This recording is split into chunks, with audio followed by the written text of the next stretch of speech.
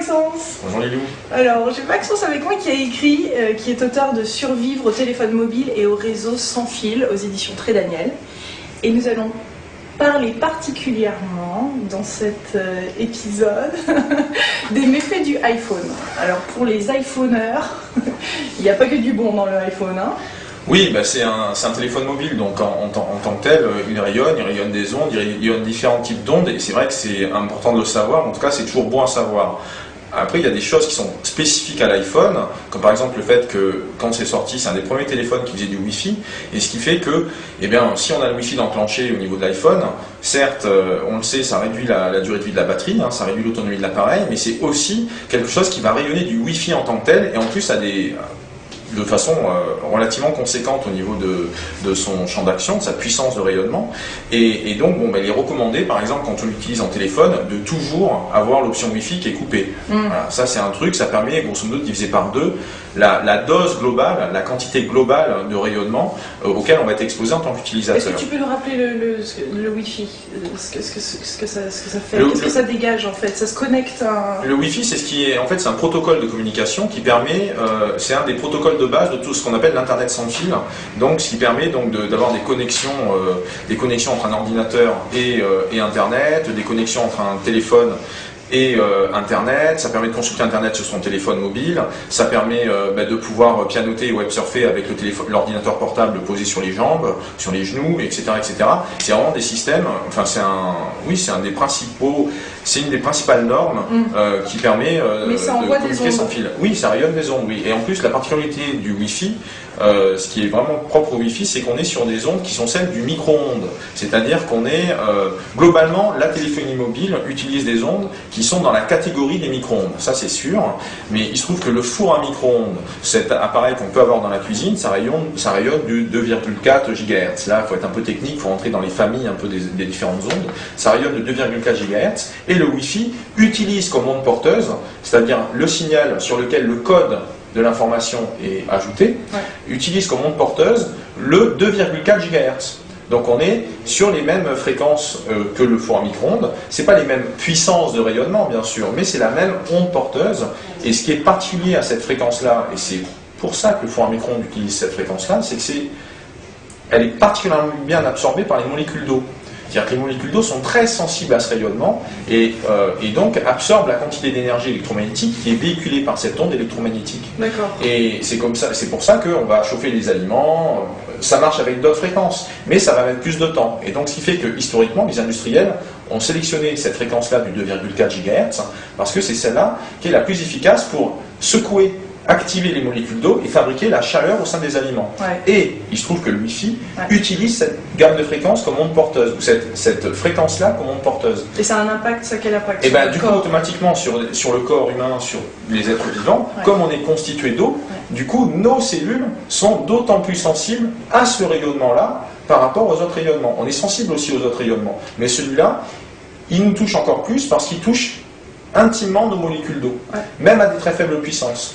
Et d'ailleurs, il y a donc les quelques mesures qui ont été faites, il n'y en a pas beaucoup autour du Wi-Fi, mais quand il y a des mesures qui sont faites, ça montre bien que à 1 mètre autour du Wi-Fi, par exemple, à proximité vraiment d'un modem Wi-Fi ou éventuellement d'un petit ordinateur portable ou d'un téléphone Wi-Fi, comme on en a maintenant. C'est la même puissance.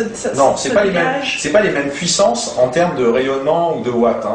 C'est le watt, c'est l'unité qu'on utilise pour les puissances. Un four à micro-ondes, par exemple, ça va être 2000 watts ou 1500 watts. Un téléphone mobile, ça va être 2 watts.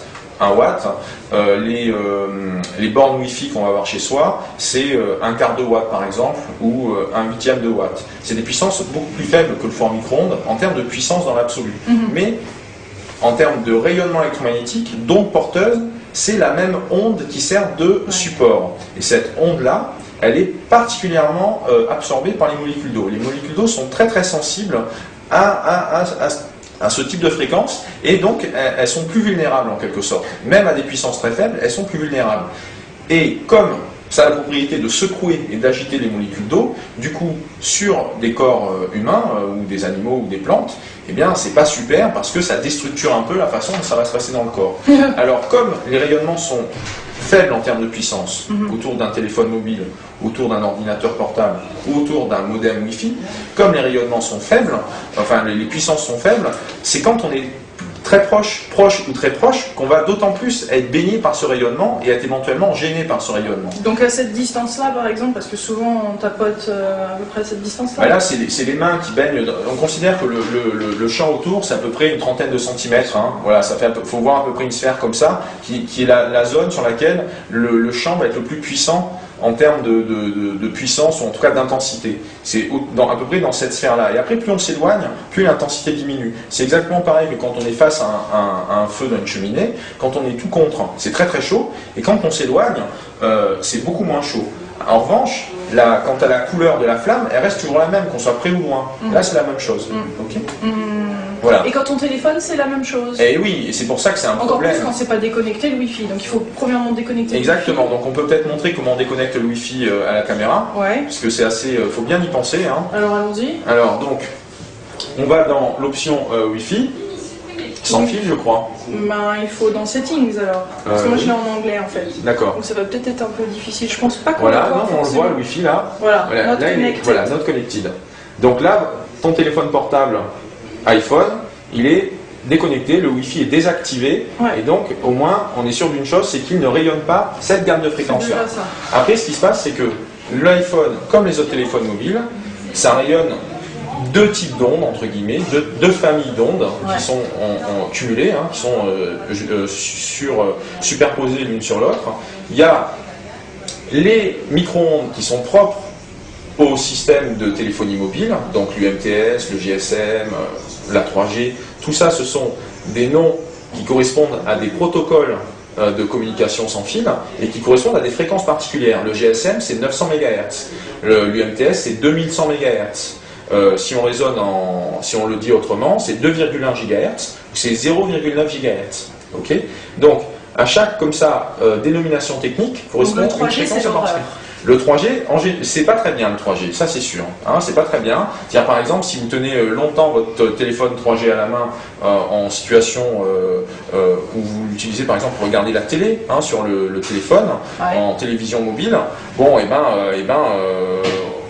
moi, en tout cas, on a eu pas mal de témoignages d'utilisateurs qui nous disaient qu'ils sentaient des contractions musculaires, en fait, à force de l'avoir comme ça au bout de 10 minutes, un quart d'heure dans les mains, parce que le champ électrique qui est autour de l'appareil et le champ magnétique qui est autour de l'appareil, comme ça imbibe et ça baigne nos cellules, et comme c'est un champ qui est variable dans le temps, eh bien, ça nous gêne, ça va maudire, ça va parasiter, ça va avoir un impact sur le signal nerveux, ça va avoir un impact sur le signal, sur la conduction électrique dans les muscles, et donc ça va entraîner comme ça des effets quand on est dans une exposition chronique.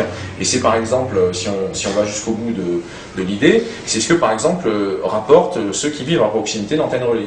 Parce qu'ils sont dans une situation d'exposition qu'on appelle chronique, en permanence, même si les niveaux sont très faibles, on est sur une exposition chronique qui s'additionne au fil du temps. Donc pour en revenir après à nos rayonnements de téléphone portable, donc, de notre iPhone. Oui, l'iPhone ou du téléphone portable. Non, là c'est iPhone, on est des iPhoneurs, on ne blague pas avec ça. Hein. D'accord. C'est pas BlackBerry, hein, je t'explique. Ouais, mais le BlackBerry c'est un... Bon, bref. Le BlackBerry c'est quoi? Eh ben c'est un téléphone aussi qui rayonne pas mal. Ouais. C'est-à-dire tous les téléphones 3G. Et d'autant plus ou pas? Parce que là tu as lu des trucs intéressants sur le petit... Oui, alors ce qui est intéressant dans le document là sur l'iPhone qu'on a récupéré, donc c'est un guide d'information, c'est un guide d'information importante Product Information Guide, donc on va essayer de le montrer à la caméra là, hein. Donc celui-là il est important, c'est sur l'iPhone, bon c'est celui qui a été publié à la sortie du premier iPhone en 2008, hein, début 2008. Donc en fait, là on a trouvé l'information dedans, voilà. Donc il est marqué noir sur blanc que il faut conserver l'iPhone à au moins 1,5 cm du corps afin de garantir que les niveaux d'exposition vont respecter les recommandations internationales. Donc comme ça.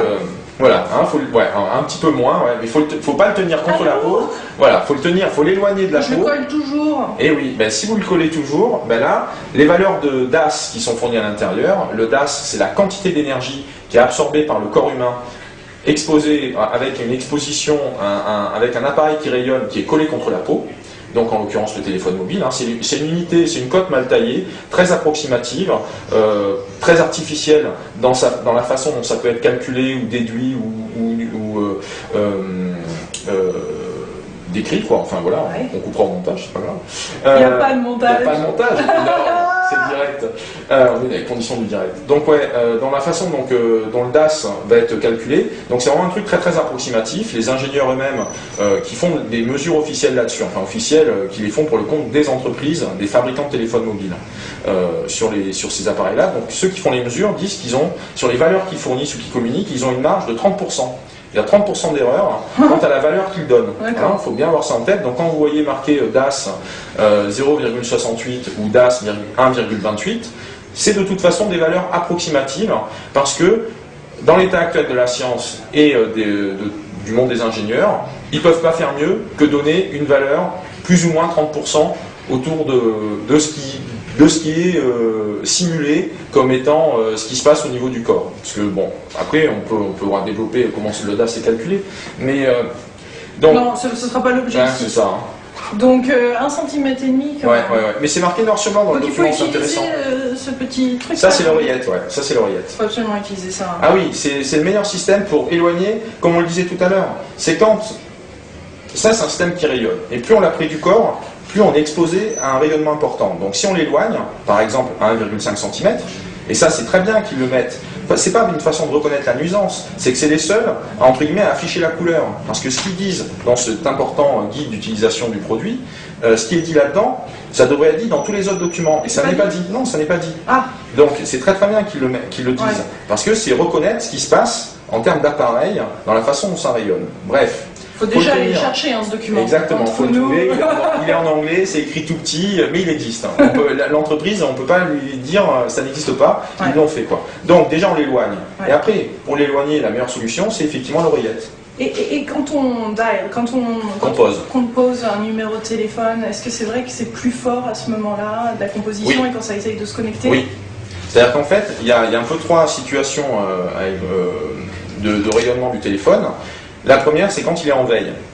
Donc en veille, il y a un petit champ autour, pas très puissant, mais il est là, en permanence.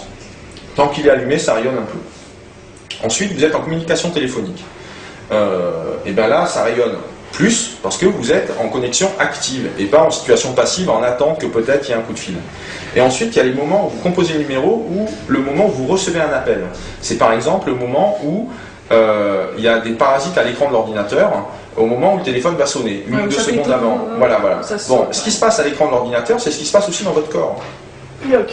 Voilà, il faut bien se dire ça, c'est que ce qui apparaît, ce qui peut être vu comme un parasite, une interférence, ou une interférence à l'échelle d'une machine électronique, c'est ce qui se passe aussi dans l'organisme.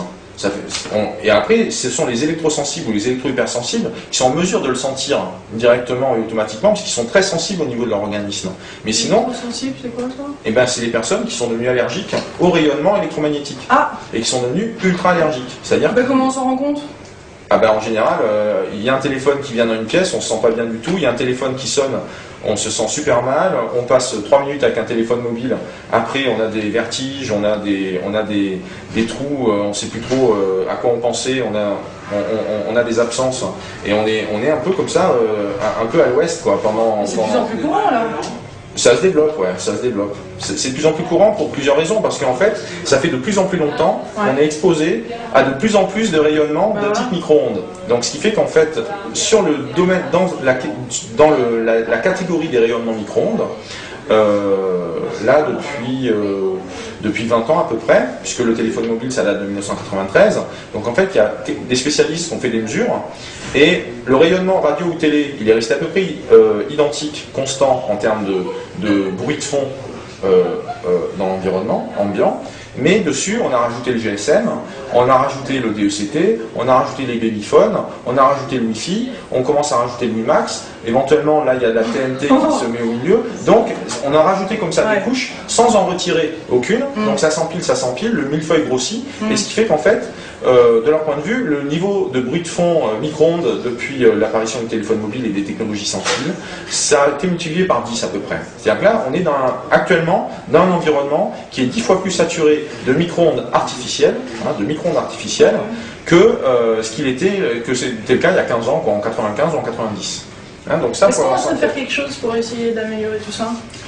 À part des livres comme ça, bien sûr, qui informent les gens, mais sinon, est-ce qu'il y a des mesures qui sont prises? Alors, il y a certaines institutions sanitaires commencent à prendre des positions qui vont dans le sens du moindre rayonnement. C'est-à-dire, de leur point de vue, à chaque fois que possible, il faut réduire la quantité de rayonnement auquel les personnes sont exposées. Parce que, comme on est sur des logiques cumulatives dans le temps, ce qui ne nous gêne pas pendant 1 heure ou pendant une nuit, ça peut nous déranger au bout d'1 semaine, au bout de 6 mois, au bout de 3 ans. Ouais. On est dans des questions qu'on appelle médecine environnementale, santé environnementale.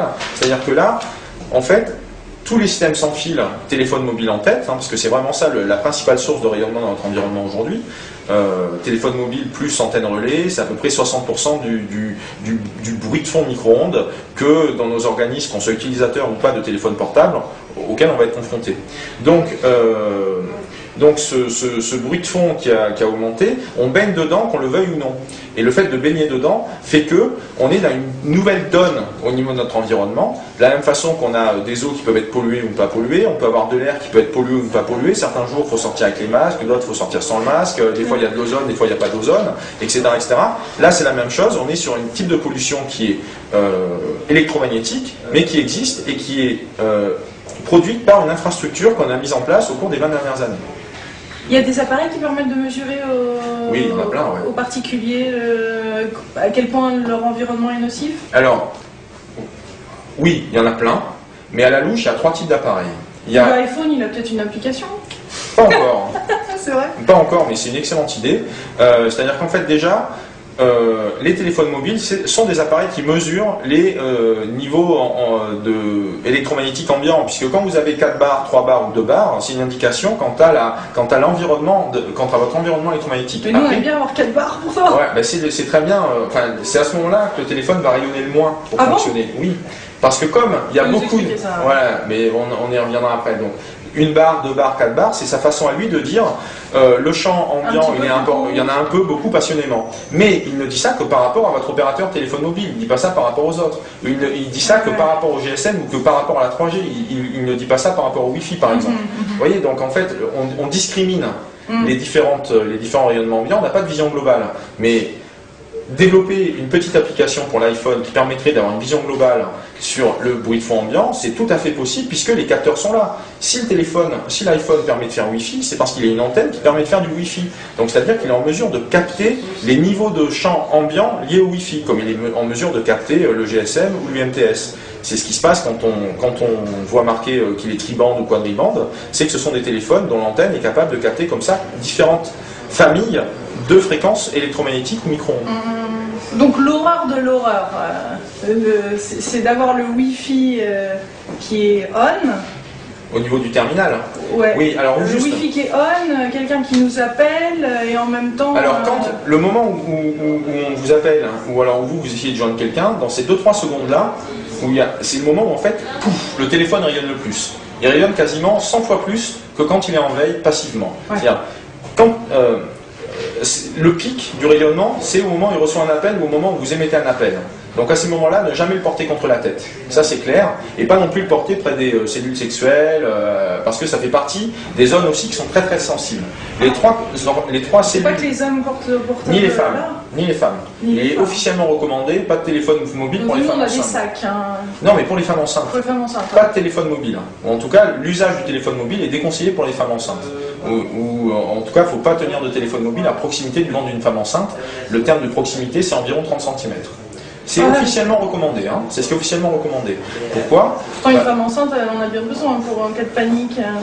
Peut-être, mais en tout cas, ce qu'il y a de sûr, c'est que les pollutions électromagnétiques sont identifiées depuis à peu près une dizaine d'années comme étant un facteur de fausse couche multiplié par 3 dans les 3 premiers mois. Oh là là. Les études, elles existent, il y en a quelques-unes qui ont été produites là-dessus, et c'est ce que je disais tout à l'heure en parlant des différents rayonnements du téléphone mobile.